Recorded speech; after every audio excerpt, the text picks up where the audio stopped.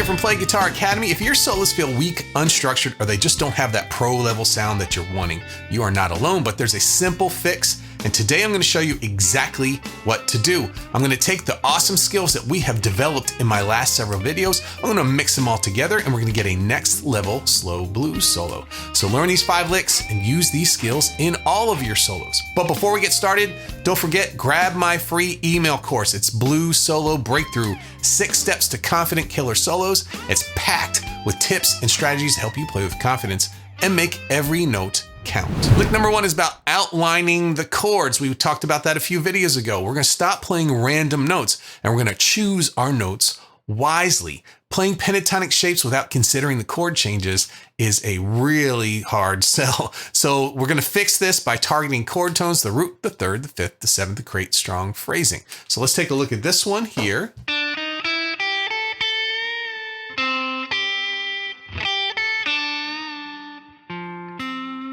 So for the first part of the lick, we're going to do a pickup to a C7th chord, and we use the C major blues. That's a C major pentatonic with a minor third thrown in there. So we're going to go on the B string, 3, 4, 5. That's the 9th, the minor third, and then the major third. And then we're going to go 3, 5 on the high E string. That's the 5th going to the 6th. And then we're going to do a half step bend on the 5th fret. That is bending that A note up to a B flat. B flat is the 7th of a C7. So we're targeting that B flat. Then we go to the root note on the G string, that's the 5th fret, and then back to that G on the high E string. It's a very cool sound. Now we're going to take the same ideas, targeting these chord tones, but we're going to do it over the 4 chord. We have a quick 4, the F7 comes in. So let's see here. We have 3rd fret, 5th fret on the high E string, and then 3rd fret on the B string. This is the D, and we're going to bend that a half step up. That's going to the flat 7th of our F7 chord. So this little half step bend is targeting chord tones as we bend up in both the C7 and now the F7. Then we're going to go to an F on the D string, 3rd fret, and then finally end up back on the C at the 5th fret. In our next lick, we're going to be thinking about strong phrasing, playing things as sentences. A continuous stream of notes with no structure goes right over people's heads. We're going to take small ideas and maybe even repeat them. In this one, we're going to do it like a conversation where we say something low and then someone responds by saying the same thing up an octave a little bit higher. Let's take a look. So for this one, we're going to be playing over that C7 again for both measures, and we're using the C major pentatonic pattern 1 scale here.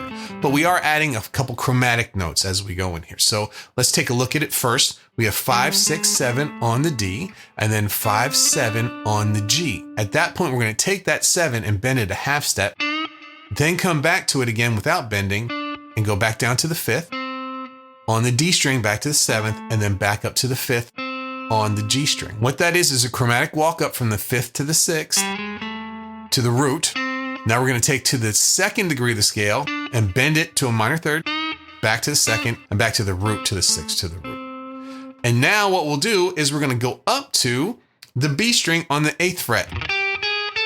We're going to be doing the same exact lick, just up an octave. So now we're in pattern 2. So it's 8, 9, 10 on the B, and then 8, 10 on the high E string, and then a bend, half step on the 10, back to the 10, and then 8, 10, 8 to finish it off. So together.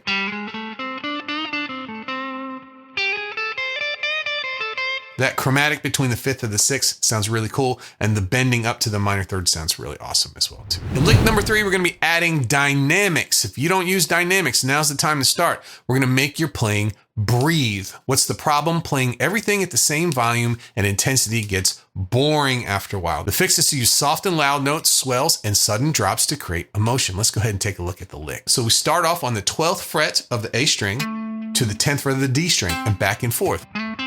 This is targeting that F7 chord. That's the 3rd and the 5th of an F7. It's an A and a C. Now we're going back into kind of minor pentatonic territory with the 8th fret on the G string, 10th fret on the D, back to the 8th fret, and now we're going to go up into pattern 2 of the minor pentatonic. 8, 12, and then 11, 3 on the B string. This is all in pattern 2 of the minor pentatonic. And then we're going to hit our high note in pattern 2, the 13th fret on the high E string. Full bend 3 times. Then a pre-bend and a release. And then we're going to end on the minor pentatonic from the minor third. That's 11th fret on the E to the root note, 13th on the B. So now we've got the notes. Let's talk about the dynamics. We have a crescendo here. So we start off very quiet, gradually get louder by the time we make it to the minor pentatonic. So it's 12 to 10 to 12 to 10. Quiet. I'm using a palm mute to really quiet that down. You hear how I'm building volume, building pressure as we go. And then we finally hit the 13th fret, giving that everything I've got. And then quieting down for the last 2 notes. So you hear a big difference between those soaring high notes and then the finished notes.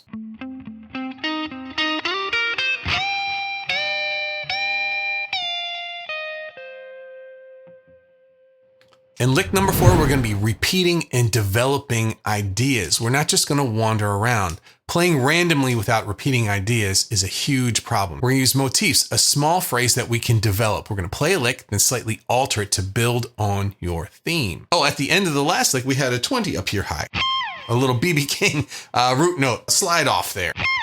But here in this lick, we're going to start as a pickup to the G7 chord. So we're at the last 4 measures of the 12-bar blues. And this is, you can think of this as major pentatonic over the G chord, a G major pentatonic, playing to the chord this time instead of playing just the C over everything. So we have 16 on the G string, 15 on the B, 17 on the B, and then 15 on the high E string. You can see how that kind of matches the top of a G major chord. We go back to the 17th fret on the B, and then we go up to the 17th fret on the high E. That's the 9th, and we're going to be bending it a full step up to the major third. Very cool. Play it again without bending, and back to the root, 15th fret. Now we're going to do the same thing, but 2 frets down, because now we're over the F7th chord. So repeating the idea, but we're going to develop it. So the beginning is the same, 14 on G, 13 on B, 15 on B. So that part's the same. There's our repetition. Now here's the development. On that 15 on the B string, we're going to give a half step bend. That's bending up to the dominant 7th of F. So we're starting to target chord tones in this second idea. That's how we developed it. We're going back to 15, back to 13, down to 14 on the G, and back to 13. These are all notes that we've played before.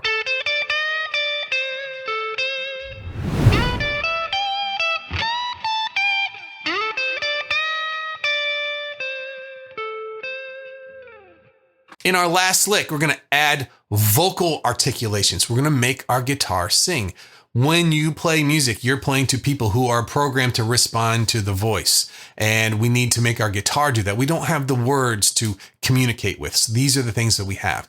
Notes can sound lifeless without bends or vibratos or slides or rakes. So we're going to use these to add vocal expressiveness. And if you take a look here, I've crawled my way up through every pattern. If you notice, a lot of these lesson videos, I make sure you play in each one of the pentatonic patterns. Now we're up here to where the B.B. King box lives. The B.B. King box, you put your first finger on the root note on the B string. So we're in the key of C. We're going to go up here to the 13th fret, put our first finger there. So take a look at this. We're going to play, actually that note is being held over from the lick before. Our first note that we play in this lick is the 15th fret on the high E string. Full step, and then back to that C. Now that sounds soaring. That sounds expressive. That sounds like someone was singing a high note and swooping up into it. Then we release the bend. And then when we finish releasing the bend, we end up on the root note again. Now we're going to do the same thing, but on a lower note. So now we're going to play the 15th fret on the B string this time. Do the same idea of a full bend and then a release and back to the root. So both of those together. And to end it, we're going to add a little tag to let you know that it's the end of the 12-bar blues. And in the key of C, the common one is to go from the G note to the D note. That would be 12th fret on the G string and 15th fret on the B string. Thanks for playing along today, and thanks to all of our Academy members over at playguitaracademy.com who are tearing into the tab and guitar profiles from this lesson right now. Don't forget to sign up for my free email course. It is out. Blues Solo Breakthrough. It's going to make all of this easier for you. And as always, let me know what you think in the comments. Have a great practice. See you in the next lick video.